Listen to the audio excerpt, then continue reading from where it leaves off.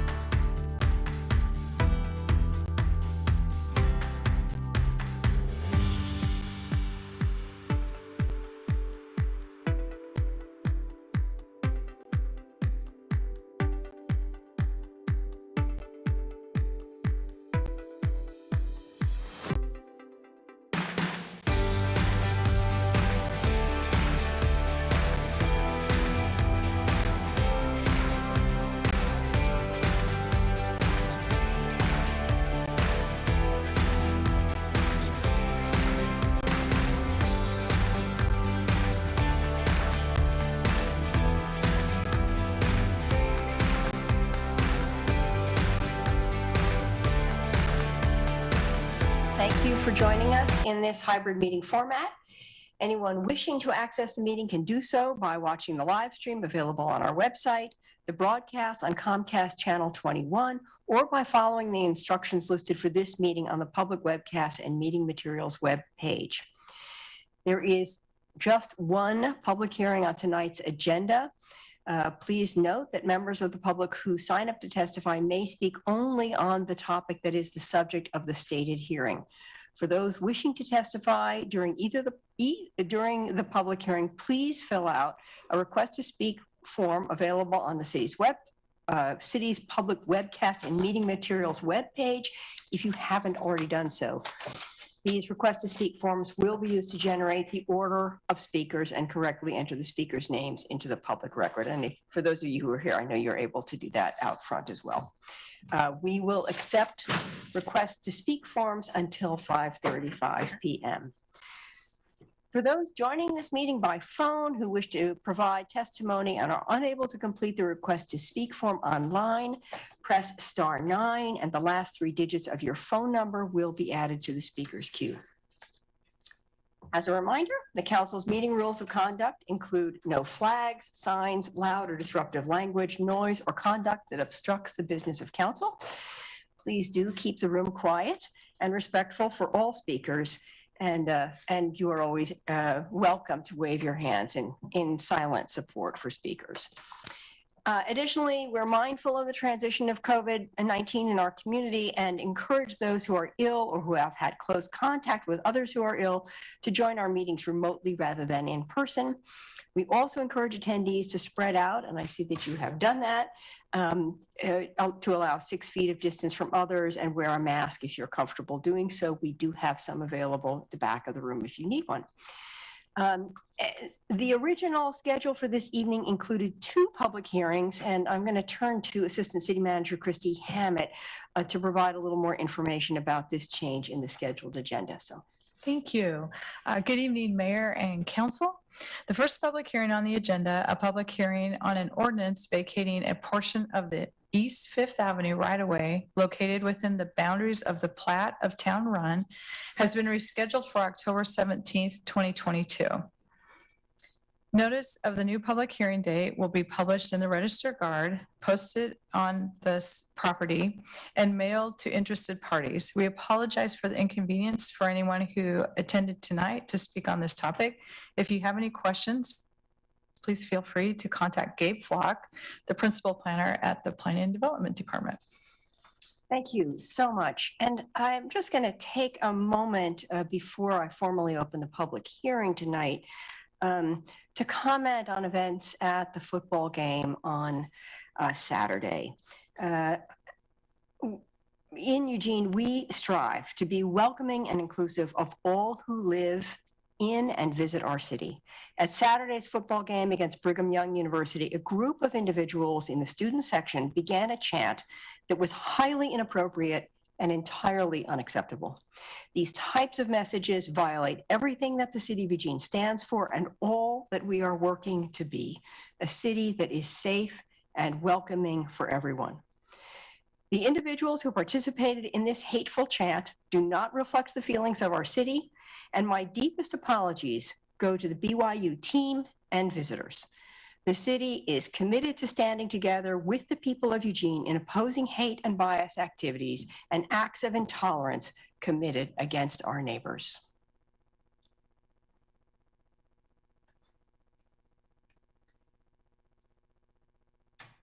And with that, I am now prepared to open the public hearing.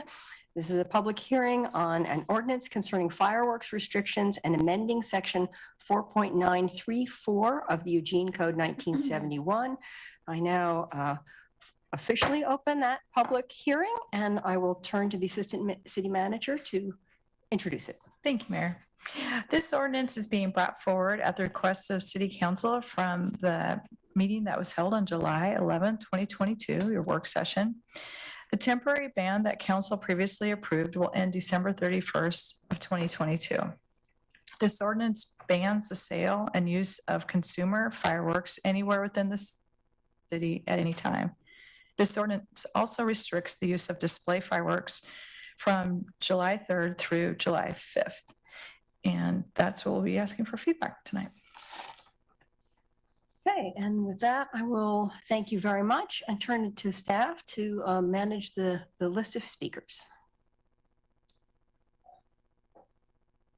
If you have signed up to speak via Zoom, please take this time to ensure that your screen name in Zoom matches the name that you used to sign up to speak. I will announce 2 speakers' names at a time. If you are providing testimony via Zoom and you are the next speaker, I will promote you to panelist status. When it is your turn to speak, you can unmute and turn on your camera if you wish. If you are announced as the next speaker and physically in the room, please move to the seat in the front row designated for the next speaker. When it is your turn, you may come to the podium. When you are called to speak, please state your name clearly and for Eugene residents, your ward or neighborhood if known, before beginning your comments. You will have 3 minutes to speak. If you are watching the meeting, the timer should be visible. A yellow light will come on when you have 15 seconds to complete your comments. The red light indicates that the end of the 3 minutes. For those of you who have connected to the meeting via phone and don't have the benefit of seeing the timer, please be aware that your microphone will be muted at the 3-minute mark. Please note that screen sharing or displaying information on the screen is not allowed, and any misuse of the platform or violation of the council's code of conduct will result in immediate termination of speaking privileges. And our first speaker will be Aaron Taylor, followed by Jason Trout.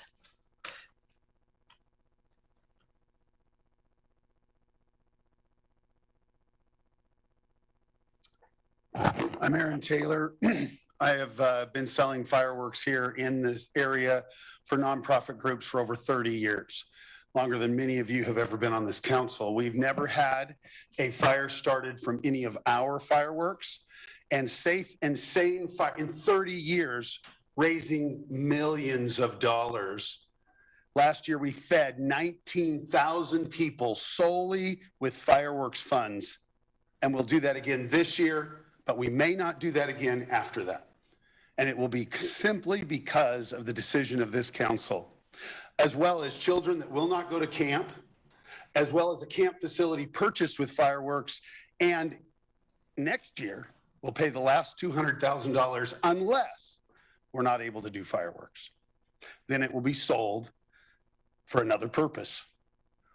That's exactly the reality of it. Your decisions are weighty, and no fireworks being let off. Yes, if you store them incorrectly and you don't use basic safety features, you're going to cause a fire. Cigarettes cause over 100 times more fires than fireworks. We have no prohibition on alcohol, but we have guidelines. You're willing to do a prohibition on something that is designated safe and sane in our community, and you're going to do it during the #1 month for fires so you can get support. Whether that was an accident or intentional, I will tell you this, we've dedicated $50,000 over the next 6 days to fight this on every radio station in town, because I didn't know this was happening. Every radio station in town, and tomorrow we'll be calling every TV station. I've got a commitment from every radio station, and it will be placed 100% on your back for breaking the backs of bands, schools, missions trips. You say, oh, we'll find another fundraiser. 30 years of fundraising. This is the #1 fundraiser, and we have raised millions of dollars, and families celebrate in the middle of their, cul-de-sac. Nothing's going to get lit on fire there. Now, of course, they take them in the house and light them. That's a problem. They store them hot. Anyone knows. I'm happy to work with you for safety campaigns, and we have.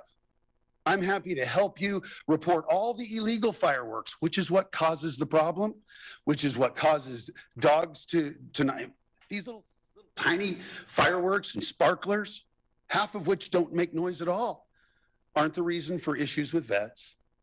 I've got vets in my church and vets here, all of them support it. In fact, I almost know no vets that don't.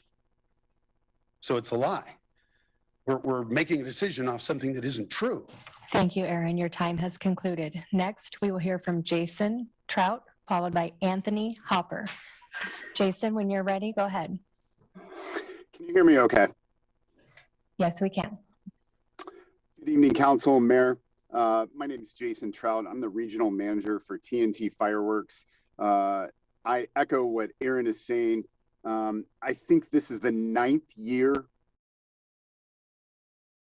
So, I believe that as an industry, we've been more than willing to compromise.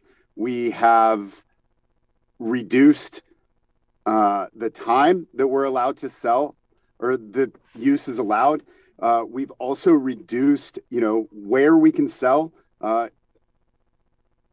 We even brought to the city of Eugene an app that they can use to go after what the real problem is. And the real problem are illegal fireworks. Those are the ones that are causing problems. I went back and watched the work session that you had in July. And, the fire chief said, well, the police may not even be able to recognize the difference between what's legal and what's illegal. I just find that very hard to believe. Our items don't leave the ground. And the ones that leave the ground are the ones that are causing the fires in Eugene. You guys had a study session in July, and you want to have nonprofits that are being affected weren't involved. The vendors that we use, tents, trailers, all of that money that we put into the community that will go away if you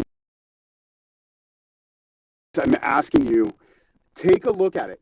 Talk to us about what we're doing in other municipalities. Bans do not work. It's going to force everyone that wants to celebrate the 4th of July to go out and buy it. Those fireworks have been illegal.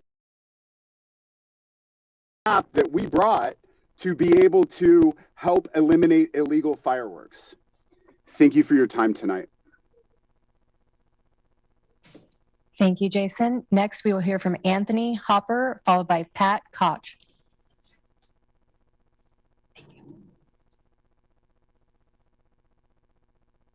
Good evening, Mayor. First, I want to say thank you for the job that you do for our city, and I can appreciate and understand that decisions that are being made are often difficult. I work with Funds for Kids, a company that for 30 years, and for my part, 8 years, have provided resource and income for many nonprofits and many different things around the city that provide. And we were told, as has been echoed, find other fundraisers. I would be interested, not in this platform in this moment, to hear from any of you to tell me a fundraiser that in 1 month's time can raise over $500,000 for this community and what we do. Because if you can, not only would I like to do it, I would like to add it to the ones we already do, because that's a big thing. And it took more than a day to get here. It wasn't just a wake up this morning and decide what we're going to do for the day type event. Making what's been deemed safe and sane by federal guidelines illegal in our state or our city even is not going to eliminate a problem. It's going to exacerbate it. Because now all fireworks are illegal. And if I'm going to celebrate and I'm going to buy something and break the law, I'm not going to go buy a sparkler. I'm going to make it blow up because I want to make sure if I get caught, I'm going to get my money's worth of my jail sentence. Just like making guns illegal and making alcohol illegal has never taken away drinking and has never stopped gun crime. The areas that have done it have proven it only makes it worse. You take something that is unlegislatable, you make laws, and you make criminals out of more people and an already underfunded police staff. And we're going to help problems how? I know it's not an easy decision, but we have a panel of 8 plus Mirvina, so 9 people making a decision for over 100,000 people and a lot of space without any input from an industry, without any input from the general public. Mostly the input that I've heard in several years of these sessions has come from support of.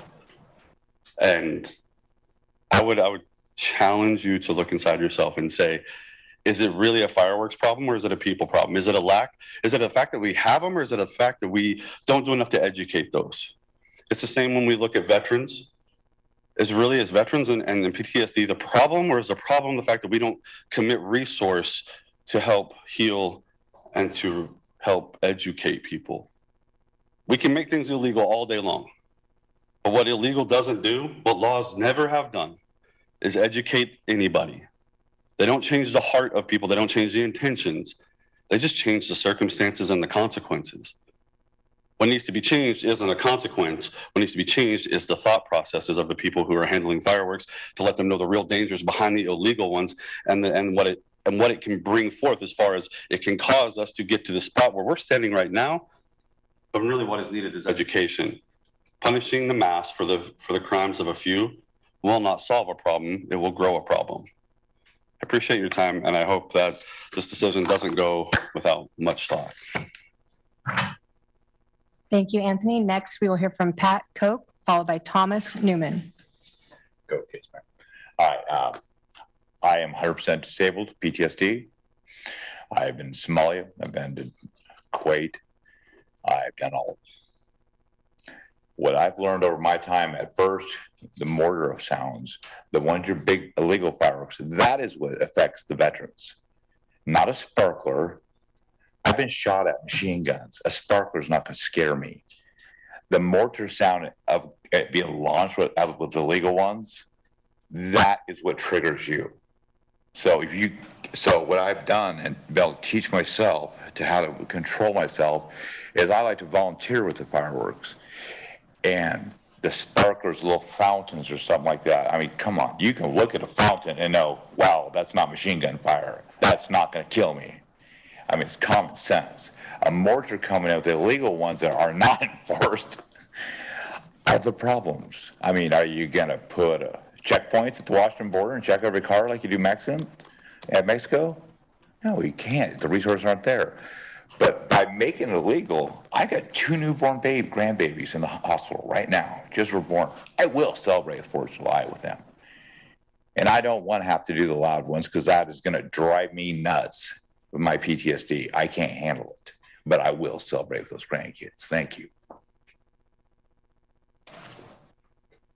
Thank you, Pat. Next, we will hear from Thomas Newman, followed by Shelley Koch, our final speaker.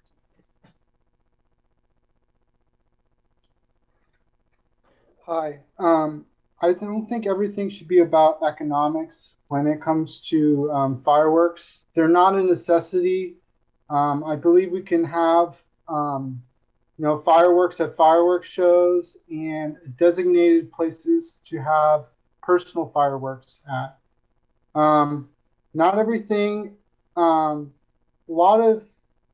see a lot of speakers having a conflict of interest between their own personal businesses, their fireworks industries, that the fireworks they sell, and the well-being and health and benefit and environment of Eugene and its citizens.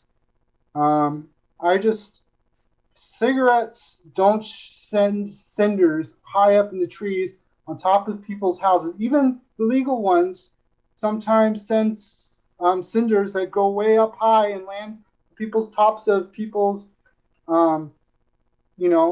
combustible roofs, asphalt roofs. And I also, they could send up cinders up into trees. I just don't think it's the right thing for Eugene, and I hope you listen to me about that. Thank you. Thank you, Thomas. Our final speaker is Shelley Koch. Hi, my name's Shelley. Thank you, guys. I also volunteer with the fireworks, but I also run the food ministry, which benefits from all the donations that we get from the proceeds.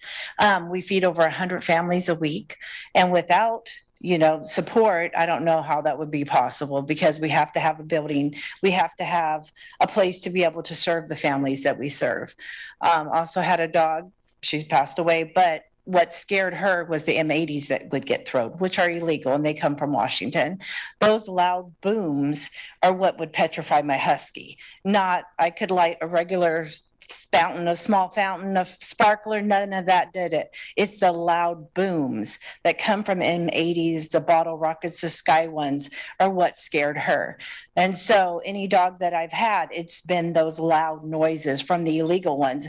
If we could put our resources for the firefighters, the policemen, to crack down on that, or even safety, for that matter, because those are the ones that, do, like he said, go in the trees, that go on roofs, do things. Those are illegal ones.